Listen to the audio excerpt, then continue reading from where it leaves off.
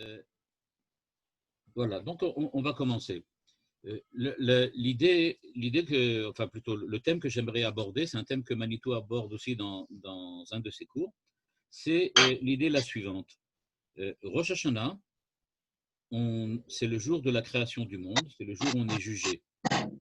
Mais il y a une question qui se pose et qui est une question évidente. Pourquoi on ne lit pas la première paracha de la Torah, le premier chapitre de la Torah, Bereshit bara Elokim et Hashamayim et Haaretz, pourquoi on ne lit pas dans la Torah, le jour de Rosh Hashanah, le début de la création du monde? Il n'y a rien de plus logique que de lire la création du monde quand on est à Rosh Hashanah. Alors, Dieu crée le monde, et qu'est-ce qu'on fait à Rosh Hashanah? On n'est pas vraiment jugé dans le sens habituel du terme, puisqu'en fait, on ne demande pas pardon à Dieu pour nos fautes. Hein. Mais ce qu'on fait à Rosh Hashanah, en même temps que Yom Kippour, c'est qu'on fait la chose suivante. En fait, on dit à Rosh Hashanah que Dieu est le roi, c'est le juge. Quand est-ce qu'on va passer en jugement? Après les 10 jours de pénitence à Yom Kippour. Donc le début on va dire comme ça, du procès personnel qui nous est en fait imposé, ça commence à Rosh Hashanah, mais en fait à Rosh Hashanah, c'est le fait que nous acceptons d'une certaine manière que Dieu soit notre juge. C'est d'une certaine manière comme ça. Et donc, on s'attendrait, puisque c'est le jour de la création aujourd'hui, qu'on lise quelque chose qui a rapport soit au jugement, soit à la création du monde. Mais certainement pas ce qu'on lit, ce que les Chachamim nous ont écrit. Les Chachamim dans la Lacha nous disent qu'on doit lire la naissance d'Yitzhak et la Kedat Yitzhak. Bon, évidemment, il y a l'histoire célèbre. Oui, dans la Kedat Yitzhak, il y a un bélier. Dans le bélier, ça, il a une corne. Et que nous, à Rosh Hashanah, on utilise la corne de bélier. Donc, ça rappelle Yitzhak. Donc, ça rappelle le sacrifice d'Yitzhak. Et le sacrifice d'Yitzhak, ça prouve qui était Yitzhak et qui était Abraham. Et puisque ça prouve qui était Abraham et qui était Yitzhak, c'est un srout pour nous dans notre jugement. Enfin, vous voyez tout de suite que c'est vraiment très, très, très éloigné. Il n'y a pas de rapport direct. Okay, le bélier, d'accord, mais ça n'a pas de rapport avec Rosh Hashanah, ça n'a pas de rapport avec le jugement d'Israël. Ça a rapport avec le srout qu'avaient Abraham et Yitzhak. C'est un peu comme si on disait, voilà, il y a quelqu'un qui doit passer un procès, alors on rappelle que son père, c'est ça, on reparle des Avot, Abraham et Yitzhak, hein, donc on rappelle que son père avait une fois fait quelque chose de très bien, et à cause de ça, on dit, vous savez, il vient d'un père qui est bien, donc dans votre jugement, dans votre procès, il faut en tenir compte. Bon, c'est un petit peu éloigné tout ça. Et donc, ce qu'il faut comprendre, c'est comment on peut en arriver à cette idée-là que le Rosh Hashanah soit en rapport avec Yitzhak. Parce que maintenant, on va tout de suite voir, c'est a priori, pourquoi pas Abraham, si déjà. On va tout de suite en parler. On va donc commencer par ça. Il faut d'abord faire une différence, c'est une idée de Manitou. Et il faut faire la différence entre Rosh Hashanah et Rosh Hashanah. Qu'est-ce que ça veut dire? Dans la Gemara de Rosh Hashanah, la Gemara commence en racontant qu'il y a 4 jours qui sont considérés comme le début de l'année. Il y en a 2 dont on ne va pas parler du tout aujourd'hui, puisque ce n'est pas vraiment notre thème, mais Rosh Hashanah, en fait, il y en a 2. Un, c'est le premier Nissan, et l'autre, c'est le premier Tishri. Okay? Et donc, Rosh Hashanah, c'est le commencement de l'année, mais de quelle année? Parce que d'après le calendrier rituel de la Torah, on calcule toujours l'année d'après la sortie d'Égypte. Et à ce moment-là, si on considère que l'année commence avec la sortie d'Égypte, alors le Rosh Hashanah de l'année, c'est le mois de Nissan. Par contre, Rosh Hashanah du mois de Tishri, c'est une autre année. C'est une autre manière de voir l'année. Donc, dans la Torah elle-même, okay, au moment de la sortie d'Égypte, quand on découvre la Parashat HaChodesh dans le livre de Shemot, il est dit clairement Rosh HaChodesh Ze Rosh Chodashim, HaChodesh Hazeh Lachem Rosh Chodashim. C'est-à-dire qu'on a choisi à la sortie d'Égypte, dans le livre de Shemot, que le mois de Nissan sera celui qui est le début de l'année. Un peu plus tard, on voit que la Torah nous dit oui, d'accord, c'est le début de l'année, c'est Nissan, mais Rosh Hashanah, c'est le premier Tishri. Ok. Et donc, pour comprendre ça, il va falloir comprendre pourquoi le 7e mois, le Rosh Chodesh du 7e mois, c'est Rosh Hashanah. Eh bien, l'idée que j'ai trouvée chez Manitou est la suivante. Il y a en fait deux périodes complètement différentes de l'histoire d'Israël. Il y a la période des Havot, des patriarches, et la période des Havot a son calendrier. Le calendrier au temps des Havot était un calendrier où le commencement de l'année était effectivement à Tishri. C'est-à-dire, Avraham, Yitzhak et Yaakov, ils avaient un calendrier qui commençait avec le mois de Tishri. La seconde période, c'est la période qui va depuis les Havot jusqu'au Yemot HaMashiach. Okay, c'est la période qui est après la sortie d'Égypte. Si on parle des Havot, alors là, on va parler des Banim. Okay, parler des Banim, c'est-à-dire de nous, des enfants. Et nous, on est les Bnei Israël. Donc, nous dit Manitou, il y a deux manières de considérer l'année. Si on parle du mois de Tishri, alors on parle des Havot. Si on parle du mois de Nissan, alors on parle des Toladot, des enfants, des Bnei Israël. Et donc, les deux Rosh Hashanah, ils existent, pas simplement simultanément dans l'année, c'est-à-dire que dans la même année, on a deux Rosh Hashanah, mais ils existent dans l'histoire. Il y a une histoire qui a commencé avec les Havot, c'est l'histoire de Tishri, et une histoire qui s'est, on peut dire comme ça, qui s'est renouvelée au moment de Yetziat Mitzrayim, et qui est l'histoire des Toladot, l'histoire des enfants d'Israël, et qui, eux, sont commencés à partir du mois de Nissan. Premièrement, le temps des Havot, c'est-à-dire la période des Havot, on va dire l'identité d'Israël qui s'identifie aux Havot, aux Avraham, Yitzhak et Yaakov, eh bien, l'identité d'Israël, elle est encore à cette époque-là liée au temps universel. Le mois de Tishri, il ne faut pas oublier que c'est la création du monde. Donc, quand on dit que les Havot, c'est ce que dit Manitou, les Havot sont liés au mois de Tishri, c'est parce que les Havot ont une conception de la réalité, une conception du monde, une conception de Dieu qui est liée avec la création du monde, aussi avec la création du monde. Par contre, quand on commémore le début de l'année en Nissan, à Pessah, c'est-à-dire à la sortie d'Égypte, alors on ne regarde pas la création du monde comme l'élément le plus important ou l'événement le plus important de l'histoire, mais on regarde la création d'Israël comme nation. En gros, faisons un parallèle, les Havot d'un côté, les enfants d'Israël de l'autre. Les Havot dont l'histoire est liée à la création du monde, dont la création du monde est, on va dire comme ça, la planche, on peut dire comme ça, la planche de départ, la planche de saut, okay, le tremplin, et les Banim, les enfants d'Israël, pour lesquels le tremplin, ce n'est pas la création du monde, c'est la sortie d'Égypte, c'est-à-dire le commencement de l'histoire d'Israël comme nation. Ainsi, l'histoire d'Israël commence vraiment quand Israël lui-même est une nation. Les Havot qui sont avant, ce n'est pas l'histoire d'Israël. Mais Israël, à l'échelle de l'individu, ça commence déjà avec Abraham. Quand on parle d'Israël, la racine d'Israël dans les individus, à ce moment-là, on parle d'Avraham, Yitzhak et Yaakov. Mais ce n'est pas le moment, ni le temps encore, de révéler la Torah. La Torah ne s'adresse pas à nous en tant qu'individus, il s'adresse à Am Israël en tant que collectivité. C'est-à-dire que la Torah n'a pas été donnée à Avraham, Yitzhak et Yaakov. Ce que Avraham, Yitzhak et Yaakov ont fait, c'est qu'ils ont fait des mitzvot. On dit que voilà, Yaakov a fait Pessah, que Avraham a fait, je sais pas, mais il faisait Eruv Tafshilin, enfin, il y a toutes sortes de halachot. Donc, on dit bien qu'il faisait des mitzvot, mais il ne faisait pas la Torah.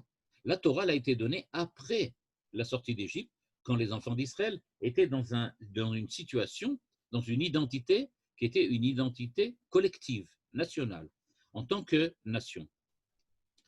Et d'ailleurs, le Maharal de Prague pose la question très intéressante en disant que, ok, mais il existe des mitzvot, les Havot ont fait des mitzvot, Il dit, regardez, Noach a reçu les Sheva mitzvot, Avraham a fait des mitzvot, Yaakov, tout le monde en a fait. Et donc, il dit, oui, d'accord, ils ont fait des mitzvot, mais ils n'ont pas reçu la Torah. Ce n'est pas du tout la même chose. La Torah n'a pas été donnée à Avraham, elle a été donnée au Klal Israël. La Torah ne s'adresse qu'au Klal Israël. Par contre, la Torah de l'individu, c'est une mitzvah. C'est-à-dire qu'il y a des mitzvot, c'est-à-dire des obligations qui incombent à chaque individu, à chaque particulier, mais qui n'est pas considéré comme une Torah, c'est-à-dire comme quelque chose qui rend responsable l'ensemble du Ham Israël. Il faut attendre qu'il y ait vraiment le Ham Israël pour que ça devienne vraiment une Torah. Et donc, les Havot, jusqu'au temps de la sortie d'Égypte, ont vécu une Torah sous forme de mitzvot, de midot. C'est-à-dire, ce n'étaient pas les mêmes mitzvot. Quand eux, ils faisaient les mitzvot, nous, on fait des mitzvot de la Torah. Eux, ils ne font pas des mitzvot de la Torah. Eux, ils font des mitzvot individuels. Je vais essayer de donner une idée, pas une idée, plutôt une analogie, pour essayer de comprendre la différence. Quand quelqu'un est en train de conduire sur la route, quand il conduit sur la route, à ce moment-là, il a l'obligation de se conduire selon le code de la route. C'est donc pour lui une Torah. Il y a la Torah de la conduite. La Torah de la conduite, c'est global. Ça ne s'adresse pas seulement à lui, ça s'adresse à l'ensemble des conducteurs. Donc il faut qu'il y ait, on va dire comme ça, toute une véritable infrastructure des transports pour qu'il y ait que l'ensemble des conducteurs soient obligés par le code de la route.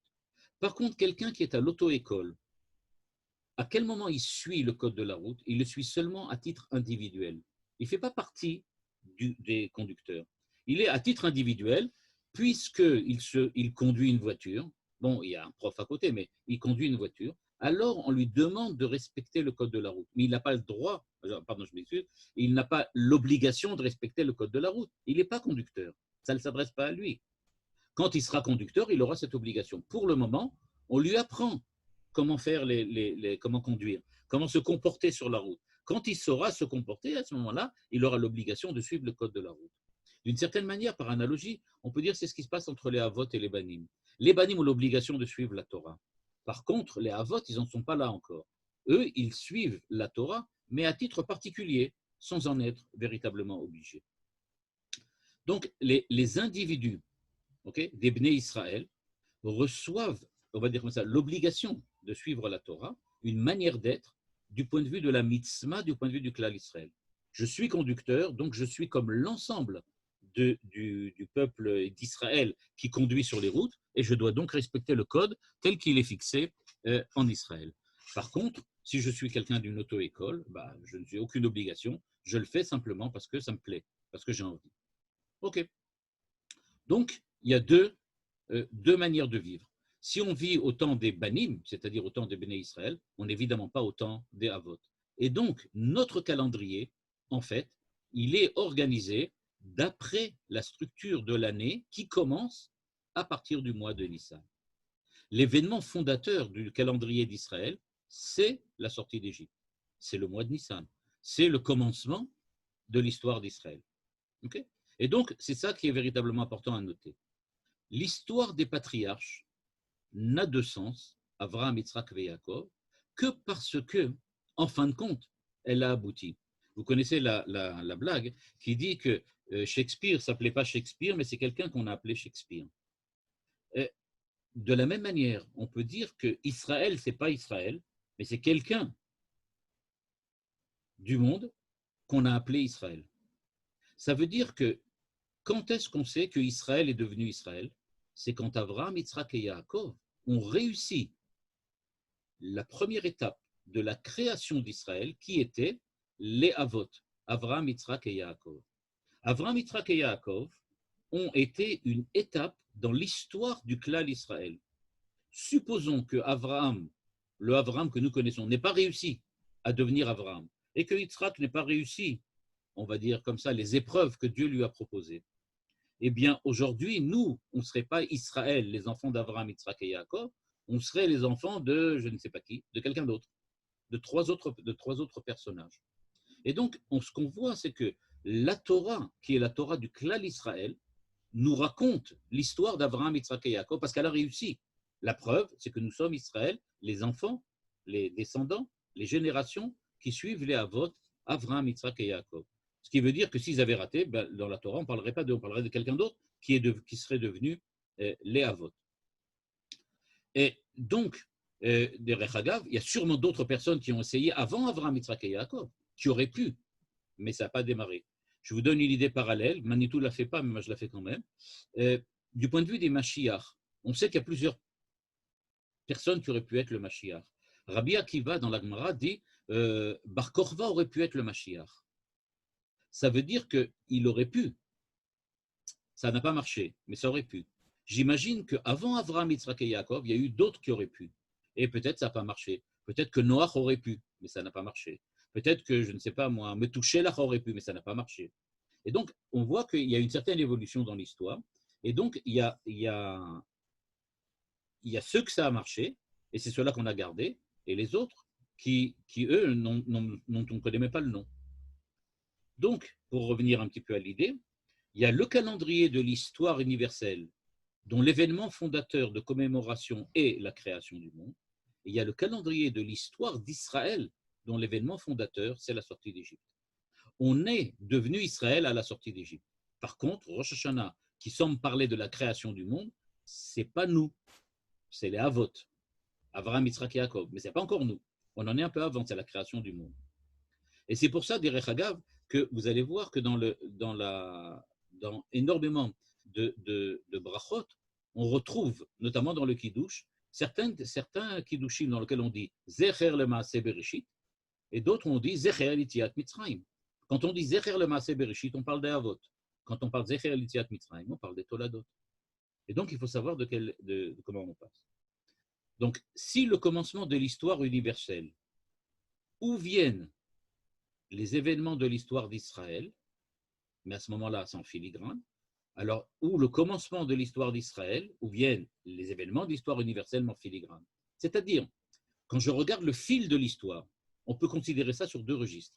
Ou bien je considère l'histoire des Havot, c'est-à-dire que je vais, on va dire comme ça, contempler l'histoire humaine depuis la création du monde jusqu'à aujourd'hui, avec l'histoire d'Israël en filigrane. Pour ce qui est important, c'est ce qui se passe dans le monde, ou inversement. Donc, on peut très bien imaginer deux manières de le voir.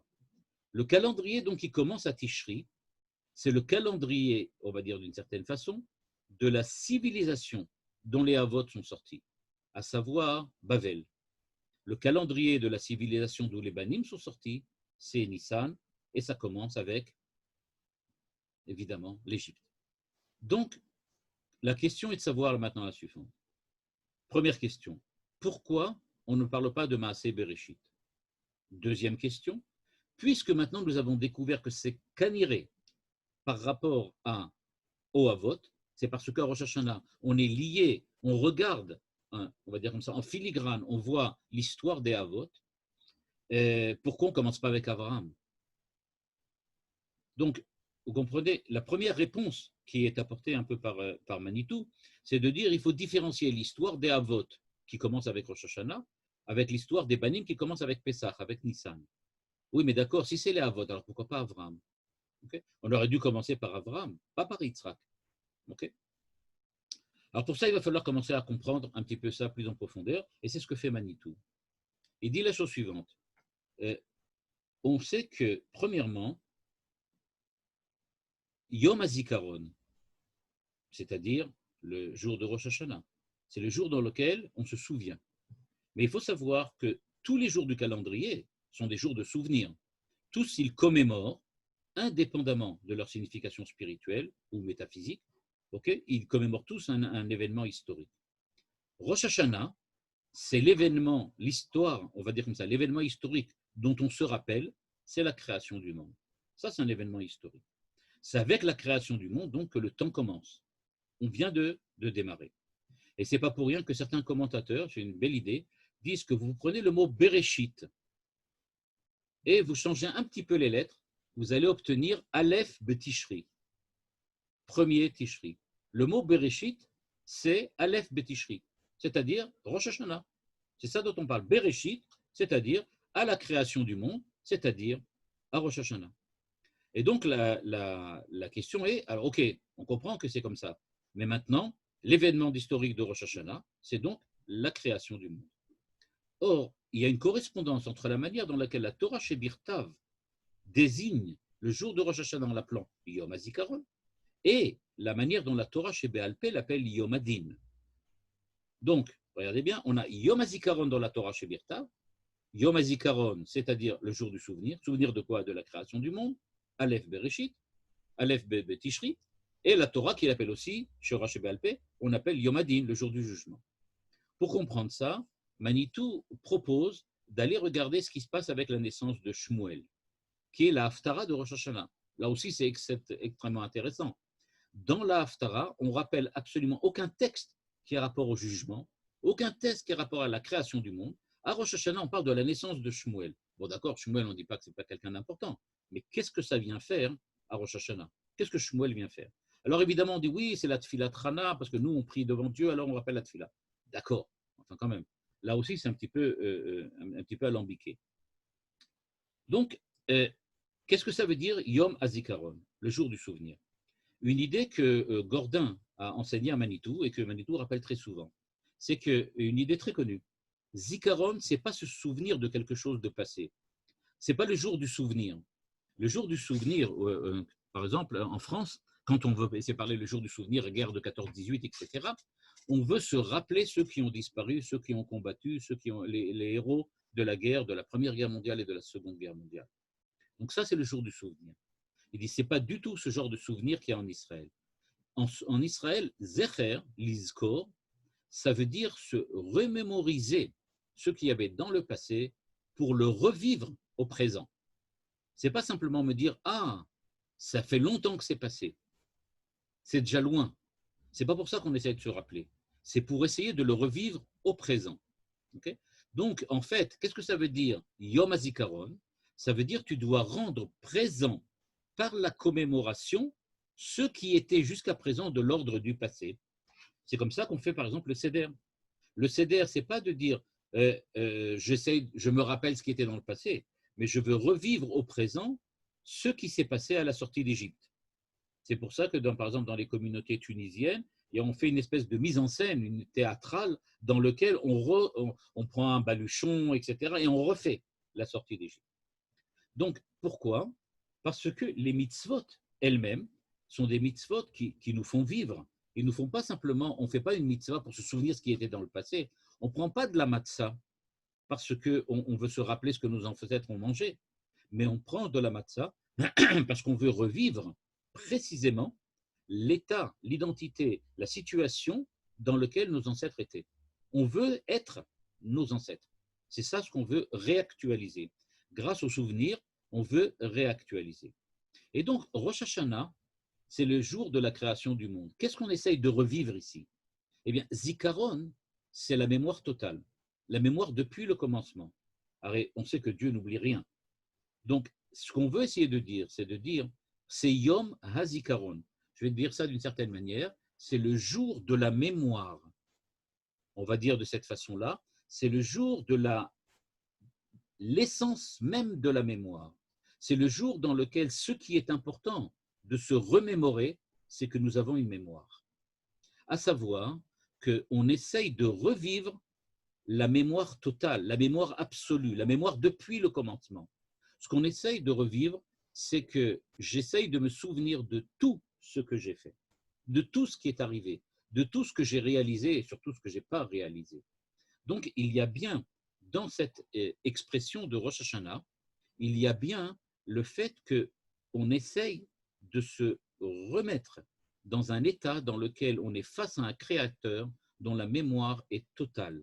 C'est ce qu'on appelle Yom HaZikaron.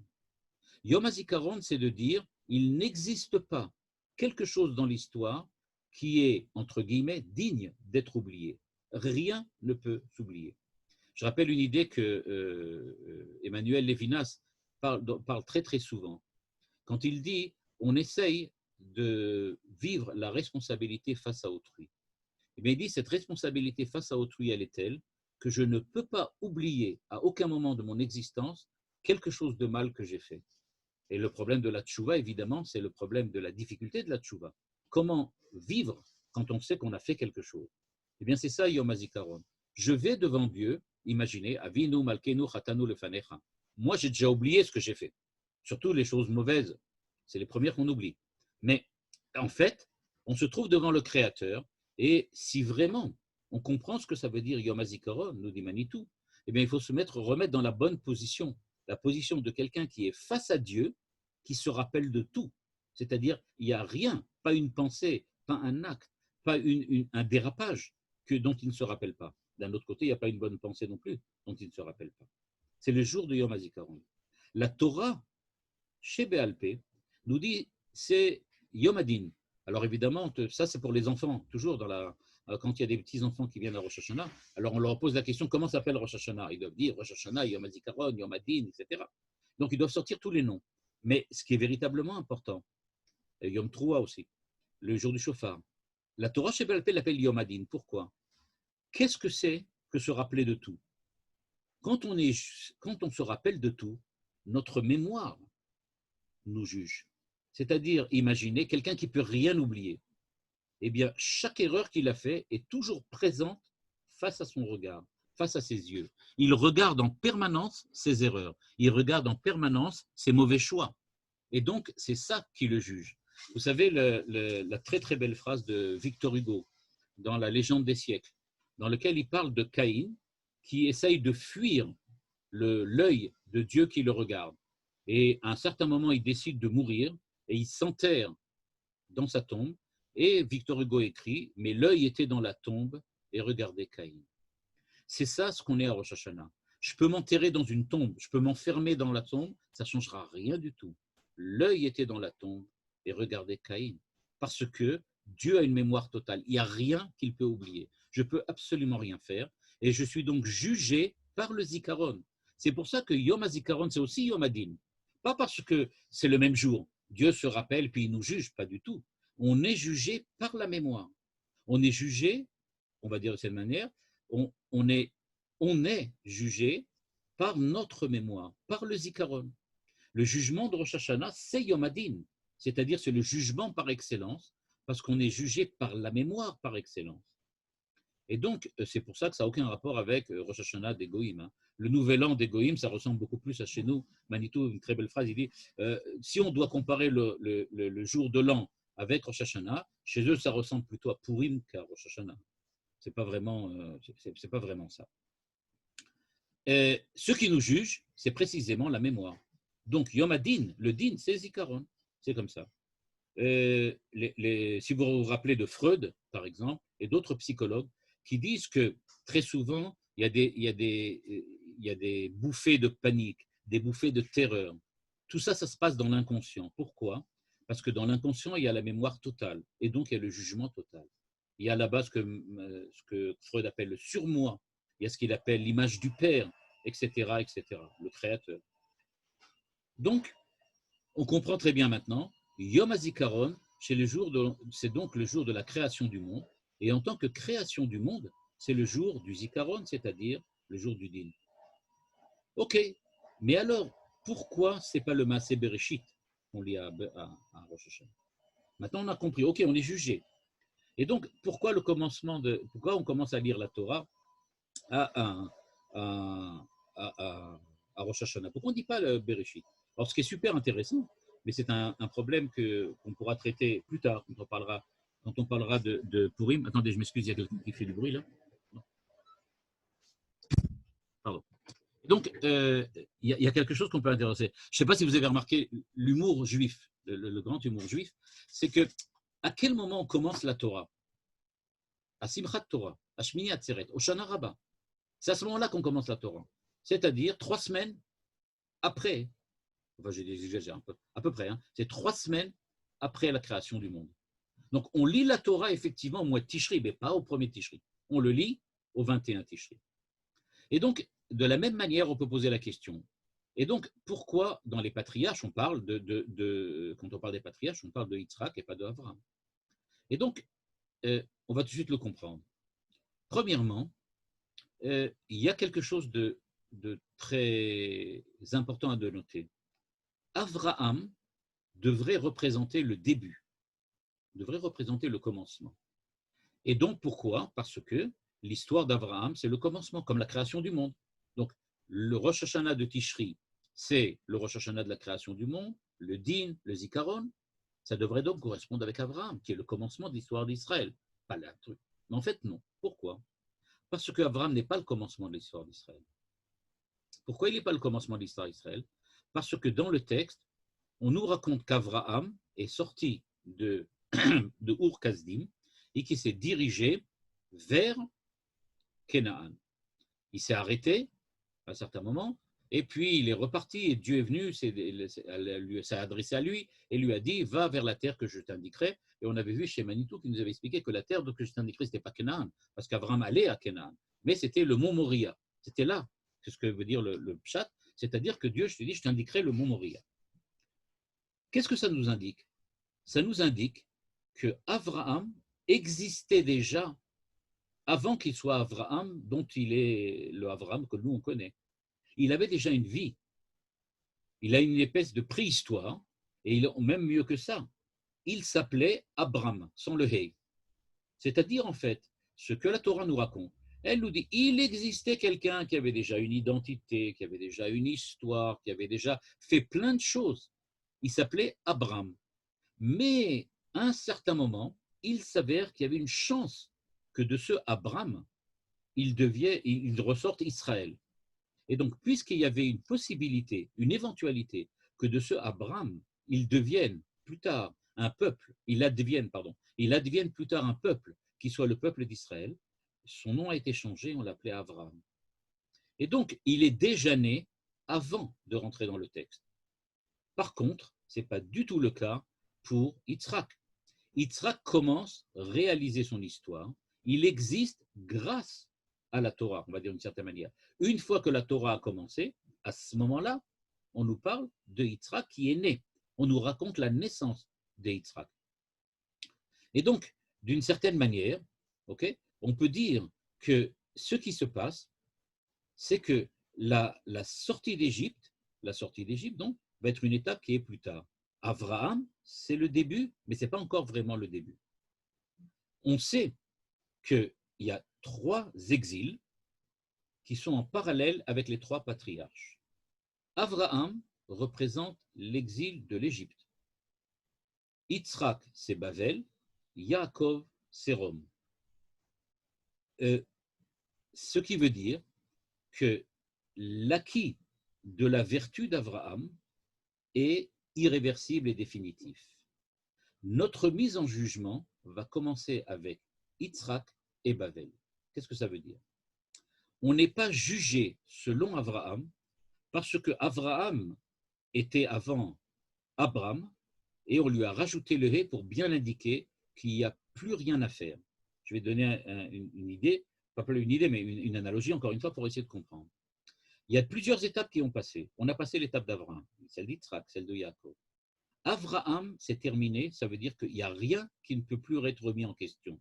Les acquis que Abraham a légués aux enfants d'Israël sont absolument définitifs. Par contre, avec Yitzhak, ce n'est pas évident. Ce que Yitzhak nous a légué, ça peut être remis en question. Et donc, ce qui se passe, ça veut dire que la naissance, le récit de la naissance d'Yitzhak, c'est un petit peu comme la création du monde. C'est-à-dire que tout ce qui était chez Abraham était définitif, terminé. À partir de là, on commence avec Yitzhak. La Gemara nous dit par exemple, dans Moed Katan, que tout celui qui possède de la cruauté ne peut pas venir d'Abraham. Pourquoi? Parce que la Midat HaChesed de Abraham est un acquis définitif, même pour Israël aujourd'hui. Donc, pourquoi Israël provient pas seulement d'Abraham, mais qu'il faut aussi Yitzhak et Yaakov? Parce que ça veut dire que Abraham, qui était un tzaddik, il était un tzaddik, mais ce n'est pas ça Israël. Abraham n'est pas Israël. Abraham, il est Abraham, il est Midat HaChesed. Il est la perfection de Midat HaChesed qu'il nous a légué. Donc, on est… je ne peux pas. Il attend 5 minutes.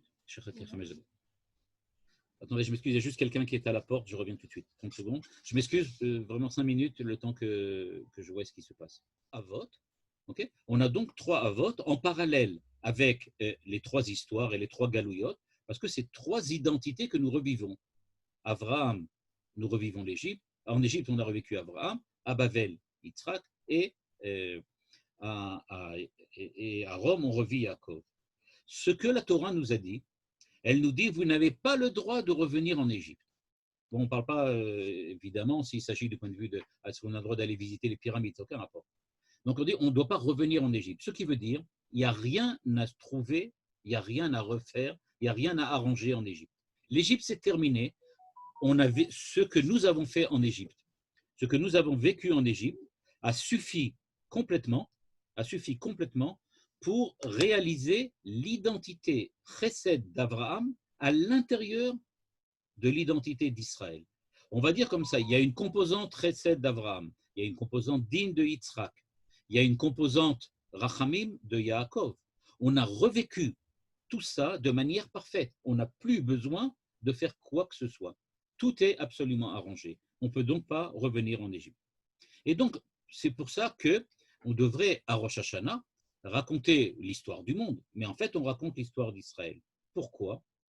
L'interpellation d'identité à l'échelle de la collectivité d'Israël est irréversible, en tout cas pour celle d'Abraham, et elle a été acquise définitivement à la sortie d'Égypte. Donc, on ne revient pas en Égypte. Et donc, la naissance de Shmuel et la prière de Hana sont effectivement un thème qui vient nous montrer. Il y a, à chaque fois, on sait, les imaot qui ont des problèmes pour enfanter, et en fin de compte, c'est enfanté. Et donc, on nous dit, Abraham, c'est de l'acquis, c'est terminé. On n'a rien à faire là-bas, et donc on n'est pas jugé pour Abraham. Je vais vous donner un exemple. C'est quelqu'un qui doit passer un examen à l'université, il doit avoir le bac. Donc, on ne va pas lui reposer des questions sur le programme qu'il a étudié en terminale. C'est terminé, on n'a plus rien à faire. Ce qu'on va, c'est la seconde étape.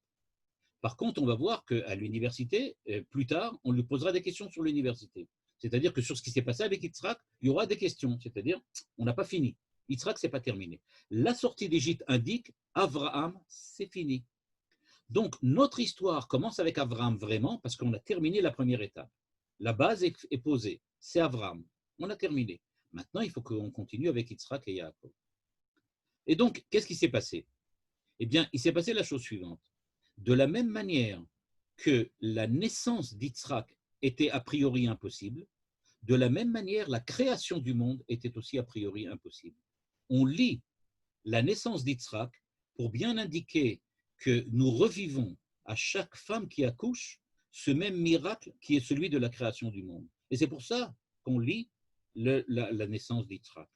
En fait, ce qu'on rappelle, on veut montrer que la même impossibilité qu'il y avait à la création du monde existe aujourd'hui au moment de la naissance de chaque fois qu'il y a un enfant qui est Baruch Hashem né. Et donc, c'est ce qu'on veut montrer à Rosh Hashanah. Donc, on ne lit pas des versets concernant la création du monde. On montre ce que nous vivons aujourd'hui, Zikaron. On essaie de revivre la création du monde. Et comment nous revivons la création du monde?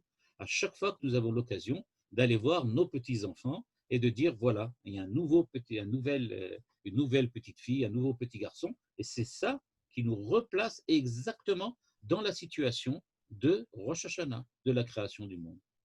Et a priori, effectivement, c'est impossible. Pourquoi c'est impossible? On va tout de suite le voir. Et donc, il va faire important que la Midat Hadin, elle va venir dire la chose suivante. Tu viens de voir la miracle, tu viens d'assister au miracle de la naissance d'un enfant. Eh bien, si tu assistais à ce miracle-là, il faut maintenant justifier, il faut être digne de ce miracle. Il faut que tu prouves que tu es digne du miracle qu'on a fait pour toi. Eh bien, pour le prouver, il va falloir que Midat Hadin vienne et dise, OK, je vais maintenant te juger. Et donc, qu'est-ce qu'on fait à Rosh Hashanah?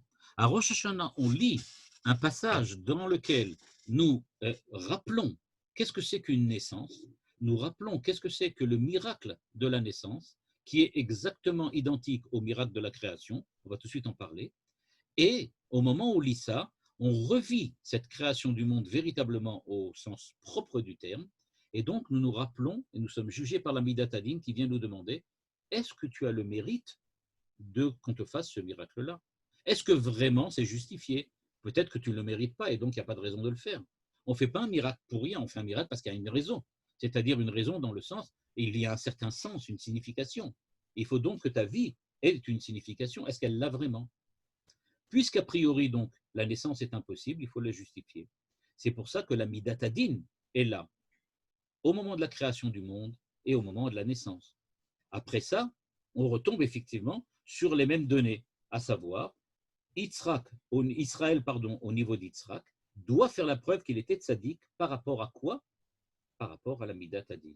Et c'est ça le jour du jugement, c'est ça le jour de la commémoration de la création du monde. On est face à la Midat Hadin qui vient et qui nous dit, OK, le monde a été créé, mais est-ce que vous, les hommes, Israël, vous êtes dignes de cette création? Est-ce que vous avez fait ce qu'il faut pour que cette création soit vraiment cette création? Si Dieu est, eh bien, il est tout. S'il est tout, il n'y a pas de place pour le monde. C'est une idée très simple. La création du monde est nécessairement impossible. On ne peut pas créer, Dieu ne peut pas créer. L'existence du monde, a priori, est impossible. C'est pour ça que certains pensent qu'en fait, il n'y a pas de Dieu. Ou bien il y a que le monde, c'est Dieu. Okay? Toutes sortes de termes comme cela. Et donc, ce qui se passe est la chose suivante. Nous nous demandons à Rosh Hashanah quelles sont les conditions théoriques que le monde doit avoir pour que le monde existe. C'est-à-dire, on ne s'occupe pas de savoir si Dieu existe. On ne s'occupe pas de savoir si l'homme existe. Ce qui nous intéresse, c'est pourquoi le monde est-il là? C'est l'existence du monde qui lui fait problème. Parce qu'a priori, l'existence du monde est impossible. Ou bien le monde, c'est une invention. Il y en a certains qui pensent, il n'y a pas de monde, c'est nous qui inventons. Ou bien c'est Dieu. Alors, il n'y a pas de place pour le monde. Mais en fin de compte, Dieu a fait le monde. Qu'est-ce que ça veut dire? Ça veut dire que Dieu, en tant que créateur, a fait une alliance avec l'homme qui lui permet de faire exister le monde. Il y a une alliance, il y a un ennemi commun, dit Manitou. Eh bien, si c'est un ennemi, ça veut dire qu'il y a une impossibilité à résoudre. Comment on fait ça? Dans le récit on le sait très bien, de Maaseh Bereshit, on sait que Dieu a créé le monde pendant 6 jours, il s'est retiré le 7e. C'est ça l'alliance. En fait, Dieu dit la chose suivante. Il faut 7 jours pour créer le monde. J'ai fait moi les 6 premiers pas. Le dernier, c'est vous qui allez le faire. Mais moi pas. Moi, je me mets à l'extérieur. Moi, je n'interviens plus comme créateur. Moi, le 7e jour, je vous laisse la place. C'est vous qui allez agir. C'est vous qui allez faire ce qu'il faut. Et donc, il n'y a pas de place pour l'homme, a priori. Maintenant, si Dieu était là tout seul, mais en fait, il n'est pas là. Et donc, pour la même raison, et on va dire comme ça, inverse, dans le monde de l'homme, de la même manière que dans le monde de Dieu, il n'y a pas de place pour l'homme, pour certains, dans le monde de l'homme, il n'y a pas de Dieu. C'est pour ça qu'en général, on trouve que la plupart des gens sont athées. Et donc, la stratégie de Dieu, c'est la suivante. Il y a 6 jours dans lesquels Dieu prépare le monde pour l'homme, et ensuite, pas qu'il se retire véritablement, il se cache, il se dissimule, et il dit maintenant commence l'histoire du monde dont l'homme est le sujet, l'homme est le thème. C'est ça l'alliance, c'est d'arriver à construire un monde où l'homme et Dieu puissent vivre ensemble, être présents ensemble. C'est ce qu'on appelle la sainteté, à savoir qu'il y ait l'homme et Dieu. C'est ça en fait les Yamim Noraïm, c'est ça Rosh Hashanah. On essaye d'être avec Dieu en même temps. Il y a donc dans la création du monde une certaine impossibilité, et il faut donc une certaine alliance entre un Dieu caché et un homme vivant pour construire un monde véritable. Un monde sans Dieu, évidemment, ce n'est pas un monde, c'est ce qu'on appelle un guéhinom. Donc, de la même manière, donc, il y a un monde sans l'homme, ce n'est pas un monde. De la même manière, il faut aussi un monde avec Dieu. Et donc, on voit qu'il est écrit Bereshit bara Elokim et hashamayim v'et haaretz. Et il faut donc comprendre maintenant quel rapport avec la naissance des enfants. Pourquoi c'est la même chose? Eh bien, nous, Manitou le rappelle souvent, on voit des enfants naître et pour nous, ça semble tout à fait normal. Seulement, la Torah nous raconte la naissance d'Yitzhak pour nous faire comprendre qu'est-ce que c'est qu'une naissance. En principe et a priori, il s'avère dans la Torah que la naissance d'Yitzhak était absolument impossible, un peu comme la création du monde. C'est-à-dire le commencement du monde d'un homme, le commencement de l'histoire d'un homme, ça pose le même problème que Briat Haolam. Parce que tout le monde le sait, tous ceux qui ont eu la chance d'avoir des enfants le savent, et les autres, ils le voient par autrui, il y a quelque chose d'exceptionnel. Chaque enfant qui naît est une véritable surprise pour les deux parents. Si véritablement on était comme des singes ou comme des chevaux, alors on ne peut pas dire qu'un singe soit surpris par la naissance du singe qu'il a donné. Quand un singe va avec une guenon et qu'il naît un petit singe, il est a priori identique à sa mère ou à son père ou aux deux. C'est-à-dire qu'il n'y a pas véritablement une personnalité particulière du petit singe qui vient de naître. Or, ce n'est pas du tout le cas dans le cadre d'un homme. On sait très bien que si un homme c'était seulement un corps, alors effectivement on serait comme des singes ou des chevaux. Chaque homme serait évident. Mais il est bien évident qu'on voit bien qu'un homme, ce n'est pas un corps. Et donc on comprend qu'est-ce que ça veut dire une création yesh me'ain. C'est-à-dire, quand il y a un enfant, et quand on est son père ou sa mère, on sait qu'il y a quelqu'un qui apparaît là, et il n'était pas ni dans son père, ni dans sa mère. Il est complètement différent. Il est entièrement nouveau. Il est vraiment yesh me'ain. Il n'y a rien dans le père ou rien dans la mère qui puisse dire que c'est lui. Maintenant, on peut dire effectivement, il y a le patrimoine génétique. Bon, ça marche au niveau du corps. Il y a aussi peut-être certaines capacités qu'il a ou certaines composantes de sa personnalité. Mais certainement, on sait bien que c'est quand même quelqu'un de différent. Il n'y a jamais une identité au niveau de l'identité. Il n'y a pas d'identité, d'adéquation entre l'identité d'un père et son fils ou l'identité d'une mère et d'un fils. C'est un monde entièrement nouveau qui apparaît à la naissance de chaque enfant. De la même manière que dans un monde, il y a quelque chose, dans le monde, il y a quelque chose de complètement nouveau qui est apparu, de la même manière dans une naissance. Et je voudrais rajouter une idée que j'ai lue aussi chez Manitou, qui est très très belle et qui demande à réfléchir. Si vraiment un enfant, c'était la suite de ses parents, alors comment expliquer qu'il n'a absolument rien à faire de ce qui s'est passé avant sa naissance? C'est-à-dire, regardez cette idée, à mon avis, elle demande à regarder. Les enfants n'ont absolument rien à faire de leur préhistoire. Qu'est-ce qui s'est passé avant? Ce n'est pas leur problème. Ils commencent tout à zéro. Pour eux, ce que le père a fait, ce que la mère a fait, ça ne l'intéresse pas. Ce qu'il veut, c'est lui. Il veut vivre sa réalité et il veut vivre son identité, son être. Et les toladot, donc, ça commence avec quand? Ça commence avec Yitzhak. Ceux qui sont avant, ce ne sont pas des toladot. De la même manière, j'ai dit que les toldot noir. Quand on dit les toldot noir, ça veut dire il y a eu un ratage. Noach aurait pu devenir Abraham, mais il n'est pas devenu Abraham. Pourquoi? Parce que ces toladot étaient identiques à lui. Ce n'étaient pas des vrais toladot, des toladot différents. Ce n'étaient pas des chevaux, mais c'était quelque chose qui ressemblait. Ce n'était pas vraiment comme ça. C'était des espèces de copies de ce qu'il était lui. Mais toladot, ça intervient, parachat toldot, ça intervient, et les toldot Yitzhak ben Abraham, Abraham olidet Yitzhak. À ce moment-là, on parle de Yitzhak. Quand on parle d'Yitzhak, on parle de toladot, c'est-à-dire qu'on parle de la création du monde. On parle de la création d'un monde complètement nouveau, qui est le monde de cet enfant qui vient de naître et qui s'appelle Yitzhak. Donc, tant qu'Yitzhak, Abraham s'appelait Abraham, alors il aurait eu donné naissance à des gens qui ressemblent à Abraham. Ishmaël, par exemple. Alors, Ishmaël a donné, Ishmaël, c'est un peu un petit Abraham. Mais ce n'est pas ça qui est important. Ce qu'on attend, c'est Avraham, c'est-à-dire quelqu'un qui donne avec le He, avec une nouveauté, avec une création du monde. Et donc, le thème de la création du monde et de la naissance d'Yitzhak sont en fait équivalents d'une certaine manière. On peut dire qu'ils sont différents, identiques, bien que ce soit à des niveaux différents, évidemment. Et donc, de la même manière que le monde doit être justifié a posteriori par la Midat Hadin, qui nous vient et nous dit Bereshit bara Elokim, Elokim Midat Hadin. C'est le Midat Hadin qui a créé le monde. Pourquoi? Parce que s'il y a quelque chose d'entièrement nouveau, à ce moment-là, on se pose la question qu'est-ce qui se passe? Comment ça fonctionne? Et donc, c'est la Mida, ok? C'est la Mida qui vient nous parler donc de ce qu'il faut faire dans le monde. Avram, sans le He, est en train de devenir Avraham au moment où Abraham lui-même dit à sa femme qu'elle est sa sœur. C'est-à-dire, on voit très bien qu'il y a une réalité qui se crée, un zoug qui se crée. il y a une différenciation qui se crée dans le zouk d'Abraham et de Sarah au moment où Avram devient Abraham, parce qu'à ce moment-là, Yitzhak peut naître.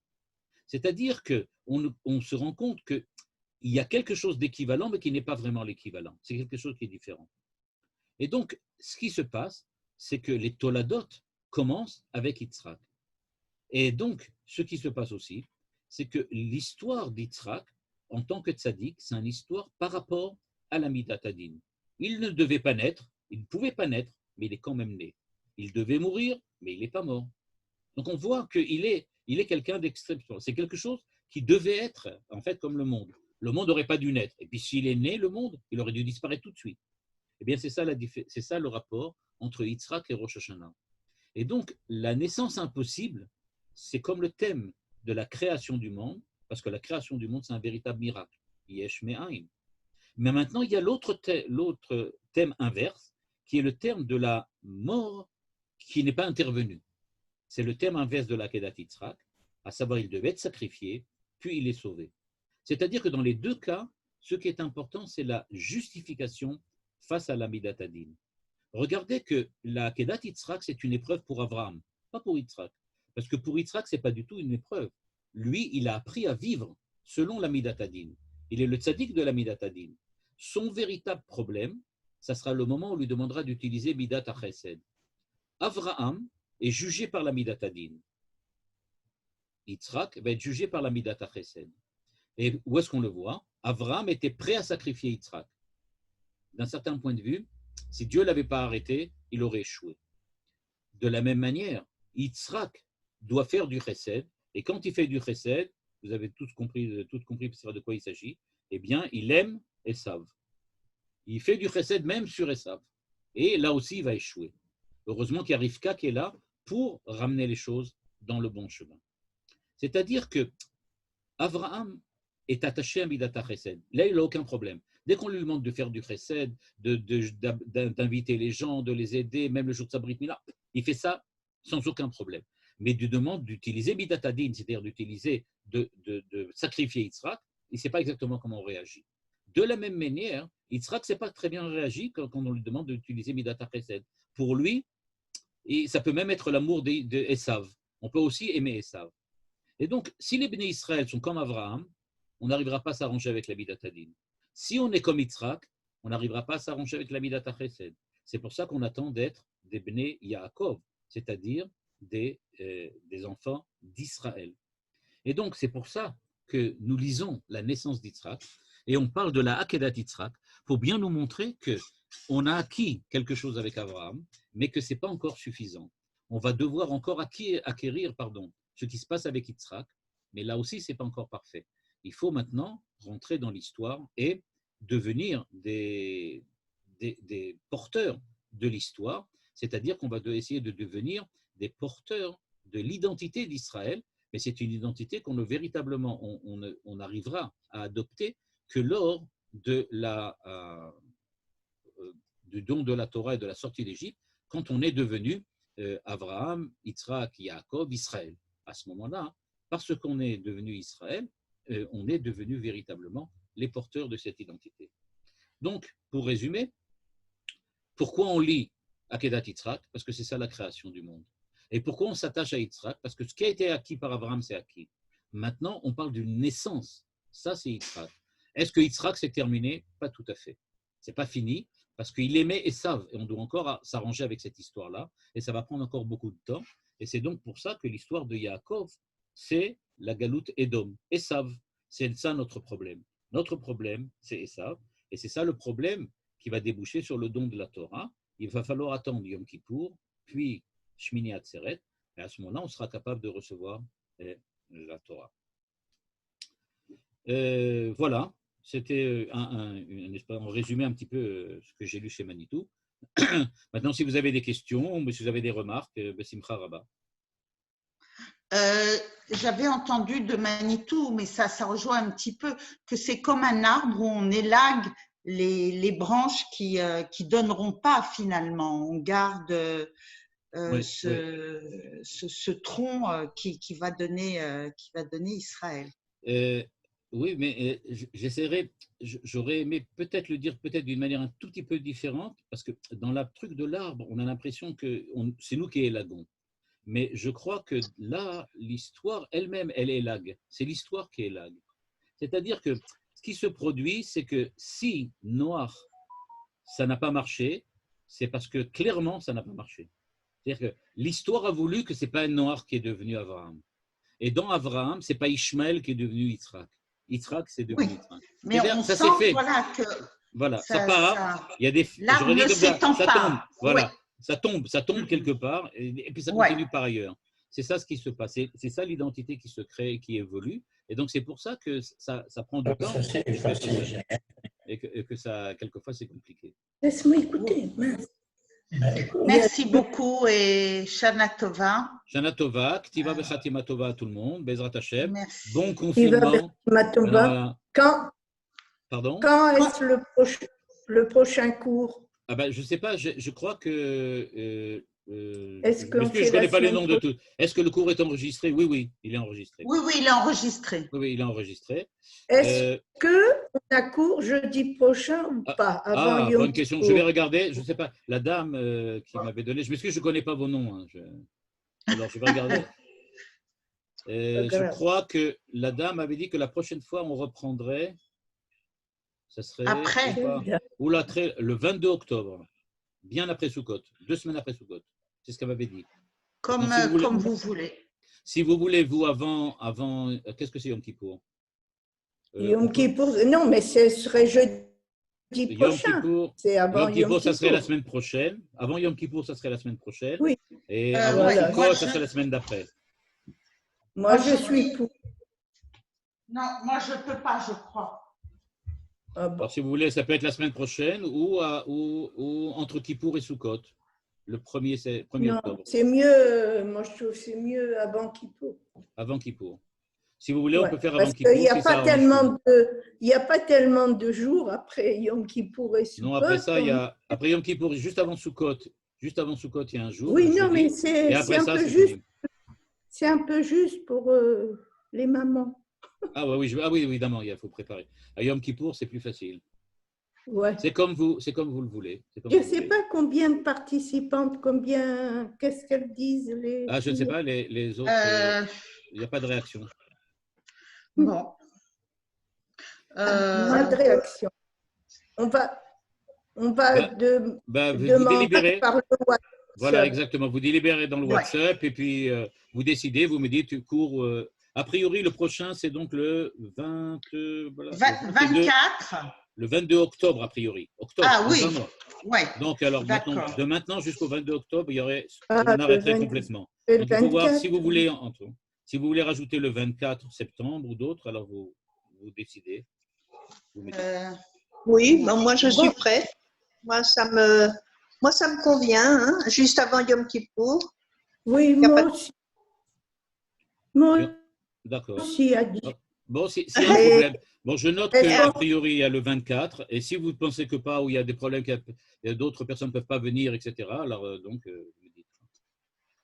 Alors, moi, je vous souhaite à tous, tout ce que vous vous souhaitez à vous-même, une Shana Tova, Tova, Tova, et peut-être même un petit peu plus. Voilà, merci beaucoup. Israël.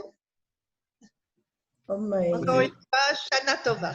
Shana Tova. Shana Tova ou Metuka, Bli Corona. Bli Corona, d'accord. On a un message là du Rav Fison. Ah bon? Ah non, c'est toi qui as mis un. Qu'est-ce qui a mis un? Non. Bon, on n'a pas de nouvelles pour l'enchaînement. Ok. Je m'arrange pour la semaine prochaine aussi. Bientôt, Daraba. Merci beaucoup. Shalom. Shana Tova. Shana Tova, Khatima Tova. Bye, Khatima Tova.